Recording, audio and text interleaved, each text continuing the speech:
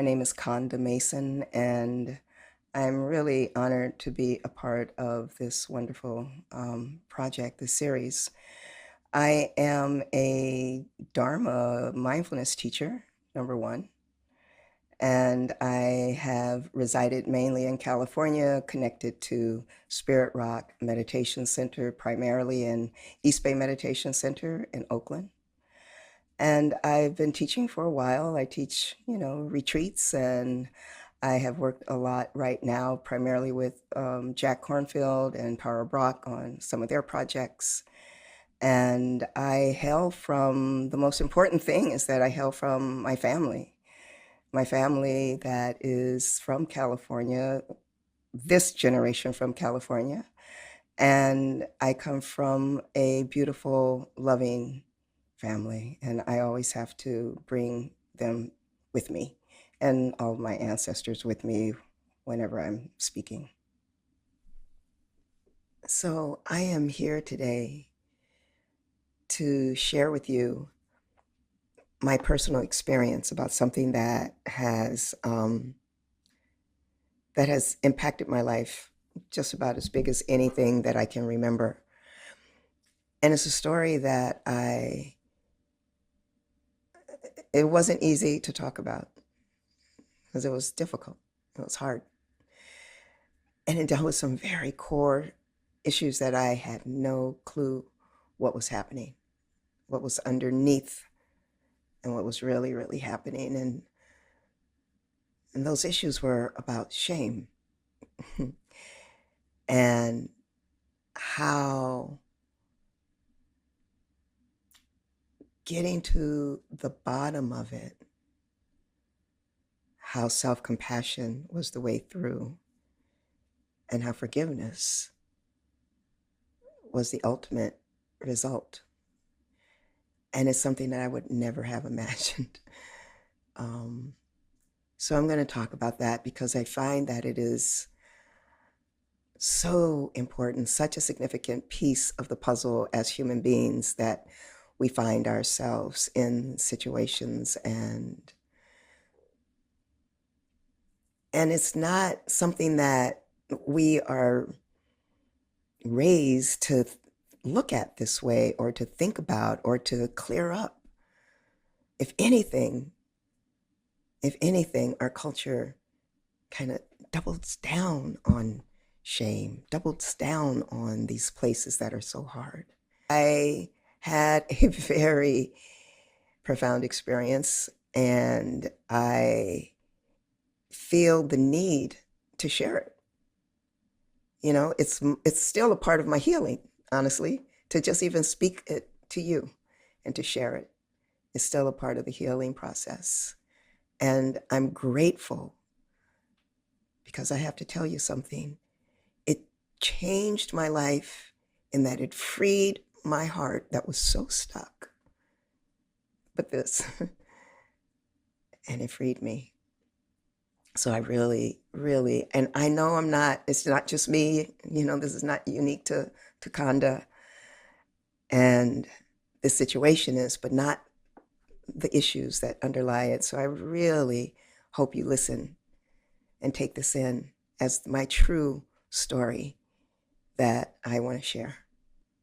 So I think it's probably important to talk about compassion first. Like, what is compassion for others? Let's talk about compassion for others, because when we think about compassion, we think about compassion for other people, us having compassion for someone. In the traditional Buddhist way of thinking, compassion is, they say, is the heart that trembles in the face of suffering.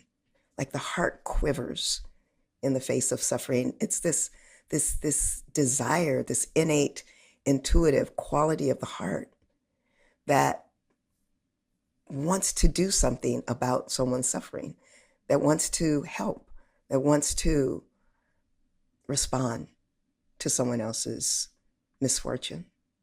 And we all do it. We all have it, and I'm aware of it. I even think of not just all human beings, but other living beings on the planet. When you think about the animals, one of my favorite animals is elephant. Elephant is my totem animal. And I love them because they're so compassionate. They have so much love. And when one of their babies or part of the herd is hurt or killed, they mourn. They mourn and they surround them, just like we do. It's this quality of the heart, this capacity that we have as living beings to come to the aid of suffering. And it's just genuine desire to relieve suffering for others. I'm also reading this incredible book right now called Finding the Mother Tree, Discovering the Wisdom of the Forest. And this book, the author is explaining, it's mind-boggling and incredible, that scientifically it is shown that trees do the same thing. That there's the mother tree. This mother tree is actually has this, that the network, that there's a social network that have human-like behavior where they help each other through distress and sickness. The trees in the forests, they know when there's sickness and distress, and they literally communicate and surround and protect. So it's something that we all share in common. And I find it incredibly important part of who we are. So that's compassion, right? The desire to come to the aid of others. Self-compassion. Self-compassion, as I understand it, is the extension of compassion, but it's towards oneself in difficult times. Now, those times can be either external times or internal. Externally, something happens in your life that you have this reaction to that's very painful, that's suffering. We know that life is difficult. It has a lot of times when external things happen out of our control, and we suffer from it. And it's bringing compassion, that extension that we just talked about, to others, to ourselves. There's also internal situations and internal areas that we can bring self-compassion to when our minds, like something external may have happened or may not have happened, but that our minds, that self-judgment that we have, that can be so harmful. It's when we bring a positive and kind attitude towards ourselves. A kindness, the openness in situations that when we face our fears, our shortcomings, what we consider our shortcomings, rather than beating ourselves up and whipping ourselves, what we so tend to do when life is really painful and when it's heavy to bear. Instead of that, it's bringing a kindness to ourselves, understanding that this too is a part of life, right? All of it is a part of life. The joys and the sorrows, the ups and the downs. And it doesn't mean that you are a bad person or inadequate or any of those things. But that's the story we tell ourselves so often. And so this self-compassion is at the core of those stories that I'm not good enough, or I'm a failure, I'm doing it wrong. Self-compassion is at the core of shifting that.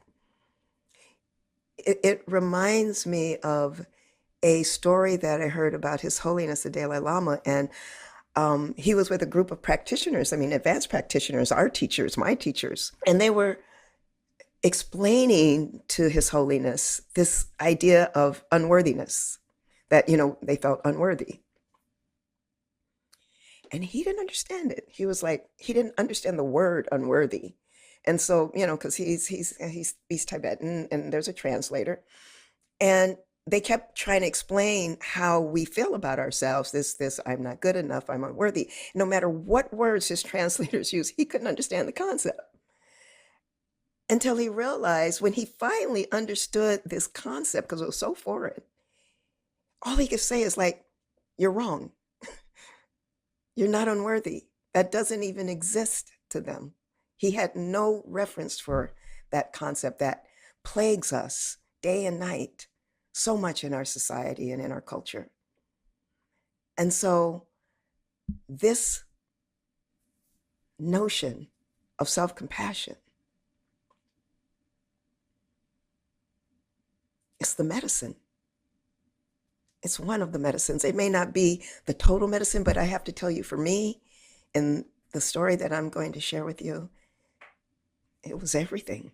So I want to go back a little bit and talk a little bit more about the definition of self-compassion. And I want to bring in Kristin Neff, who is the foremost, the leader and scientist and academic and Buddhist, Dharma teacher in this area of self-compassion. She is assistant professor at the University of Texas in Austin, and she did the first academic studies on self-compassion. And if you Google the word self-compassion, you will see Kristin Neff, who I give so much honor to the work that she's been doing in this area. It's been incredible, because before that, no one had really done this kind of work towards understanding what are these issues that's underlying this phenomena that we experience as humans.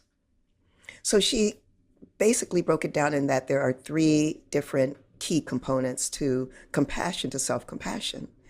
The first one is being kind and understanding towards oneself rather than being self-critical. Being kind and understanding rather than being self-critical. The second component is seeing one's fallibility as part of the larger human condition and experience, rather than isolating it as this is my problem. Understanding yourself in the context of humanity, that being human is hard. This is not an easy one, this human body and experience that we live in. And that is the same for everybody. So to understand that it's not that I'm wrong, that I'm bad, or that, but it's more that this is the human nature, this is the human condition that we live in. And the third one was holding one's painful thoughts and feelings in mindful awareness, in mindfulness, rather than avoiding them or over-identifying with them. This is the beauty of mindfulness, where you can sit with what is, accept what is, without avoiding it or over-identifying with it and beating yourself up about it. So those were the three components that she talked about, that she's brought forward around self-compassion. And I love the work that she's done.